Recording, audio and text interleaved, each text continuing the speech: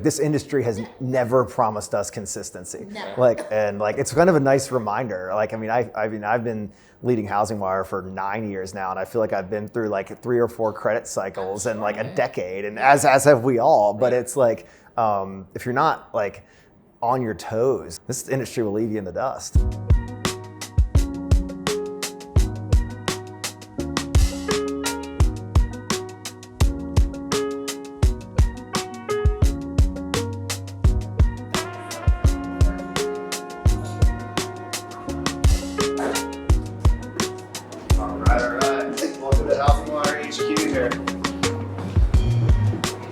We're on the precipice of a very different consumer. Yeah. So we're on the precipice of a consumer that is very educated and very leveraged with student loan debt.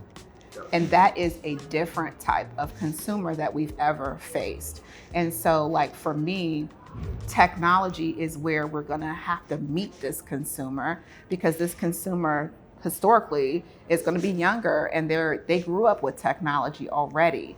And so today's conference was so exciting for me. I think my takeaway, on top of the fact that I was telling you earlier, I was like, oh my goodness, I loved his vulnerability. I was like single tear when you were talking about the transition. But I think the thing I'm leaving the conference or the summit thinking about is, should we be focusing on building more technology, or should we be focused on buying more technology? That was a topic in two of the sessions today, as was demographics.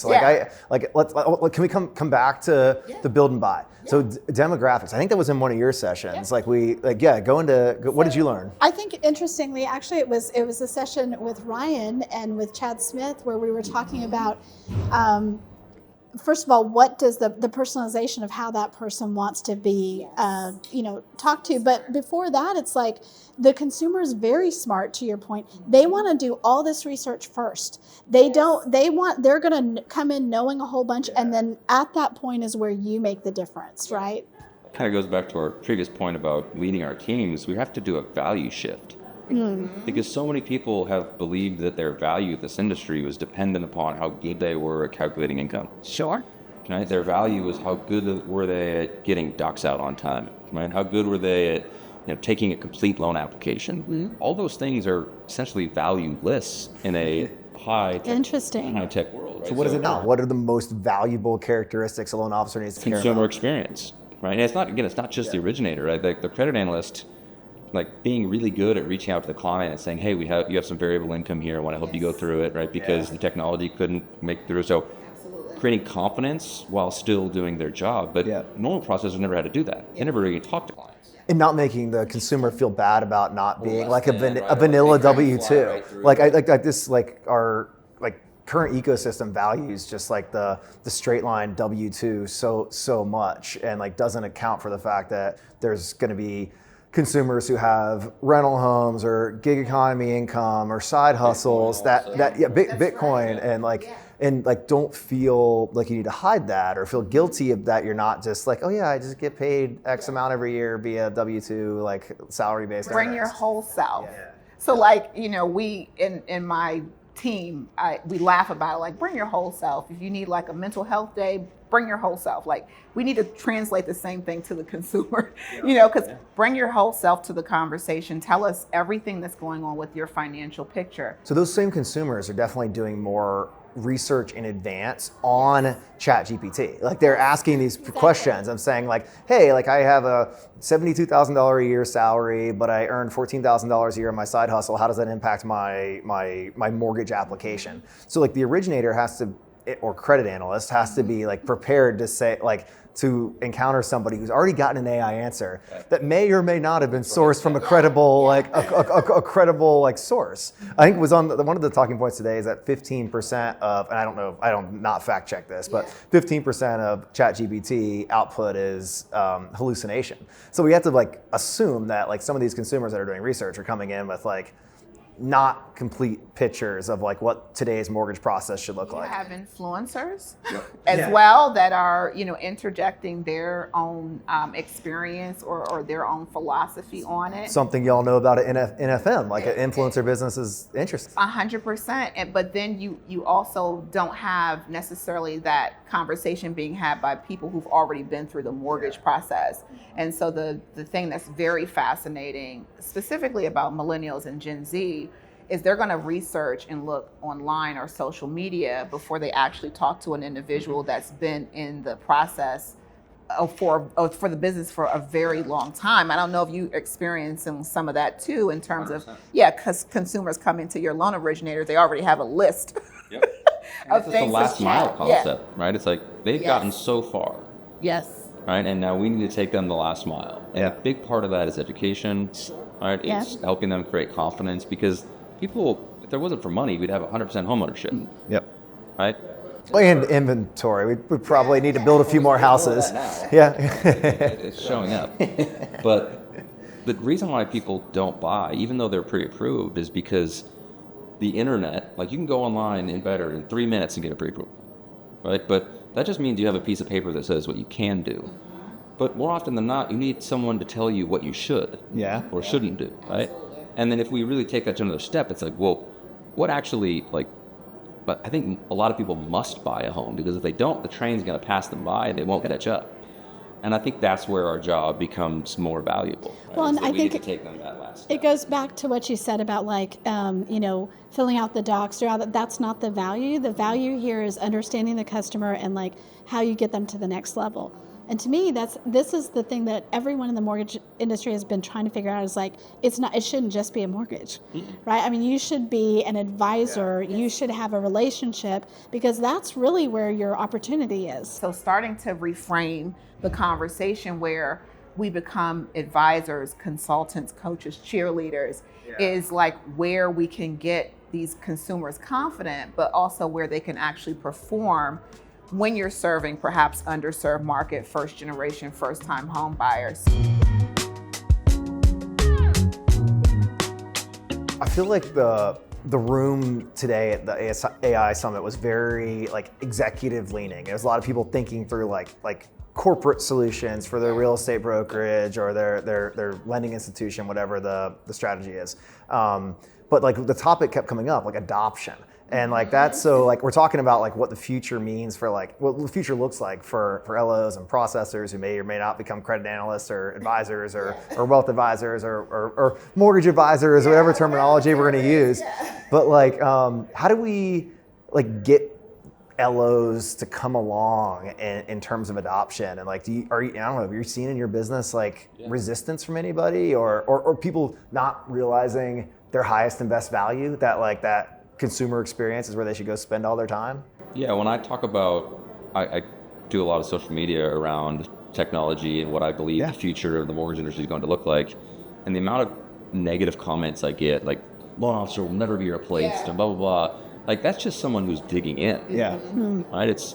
I talked to a broker the other day. She was interested in potentially joining us. And I said, well, you don't have to do any of those things anymore. And she goes, well, that's my job. And I go, used to be your job, right? But like your job now is you're the tip of the spear, like your personal brand. Like, you need to tell the story of why people should engage with you to have conversations about real estate and finance.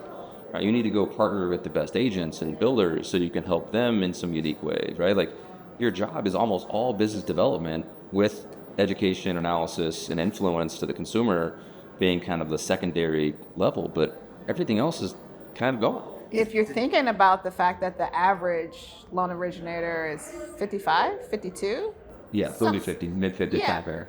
But it's like there are two opportunities here, right? I mean, if they're 55, they've been in several cycles of the mortgage industry, but they also are old school. And so it's almost like reintroducing those fundamental skills that they had day one. And then you have this next generation. So that's your second swim lane of loan originators, where you're introducing this next generation to how to do it and really just preparing them and coaching them towards being a financial advisor, which again is all very exciting. question.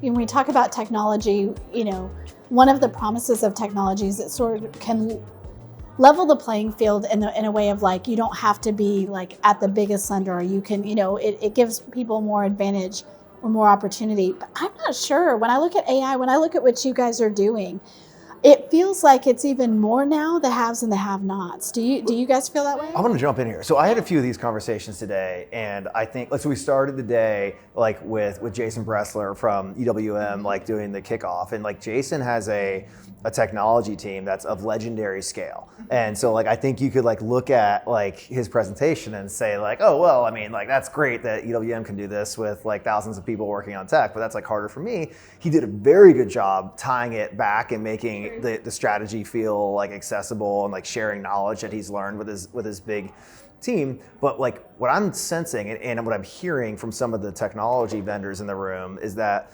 when the big lenders, even folks like Better, like come swinging with new technology, it pushes adoption from like the mid-market to the vendor ecosystem. And like every time like Rocket or Better or UWM or NFM launches something new, your competitors say like, all right, I got to build this, or I need to go partner with somebody and introduce it, and or I do get left behind. So I feel like the vendor adoption like cycle like is a playing field like leveling mechanism.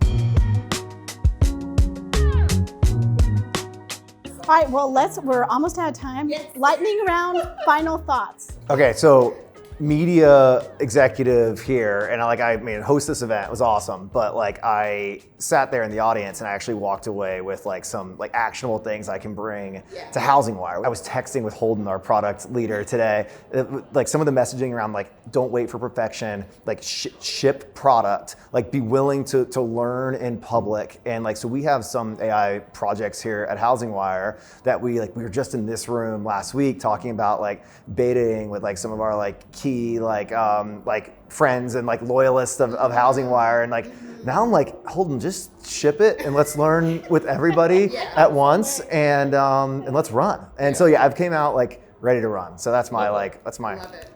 My final thought is related to that, and that's what you guys brought up, is just the speed of change, the acceleration, the velocity that is happening right now around AI is from last year to this year. Unbelievable. A month from now, it's going to be even more. So I was really, that just came home to me. Yeah. One of the quotes was the worst AI product you're ever going to use is the one you're using today, and the one tomorrow will be better. And what we're using now is like it's exponential. Oh, I just want to thank you guys for today. I thought it was one of the best events that I've been to, and I go to a lot of conferences. You could tell the energy in the room was curious, was inquisitive, was people were there because they knew that this was like a tipping point in time that you don't want to miss. And so I told somebody, you got to buy our ticket for next year, like tomorrow. So, but that being said, the Rocket CTO, I can't remember his name, but Sean. Yep, Sean. Mm-hmm. Yeah. Sean, yeah. He said something about they're writing texts and then their people show up, and some of them are good or some of them are awful, right? I think what we're experiencing is people want to wait for perfection, right? Like you were saying earlier, like just ship it, right? As long as we're in partnership with whatever future partner we believe is the right, whether it's a vendor, whether it's your tech team, whether it's anybody, we have to be okay breaking things. Yes. Yeah. Right? We have to be okay testing and retesting, because if we wait for everything to be perfect, we're always going to be behind. So in the right areas where you don't get into compliance issues, and like where are we willing to take risk and where should we not? Break, build, break, build, break, build. Like that was my takeaway from today. We have to realize that this generation, this is the next revolution. This is, railroads that came across. I'm a historical nut, but when it comes to what's the revolution that is in front of us, this is our next revolution. And so we have to be bold and we have to be a little bit fearless in terms of the break build.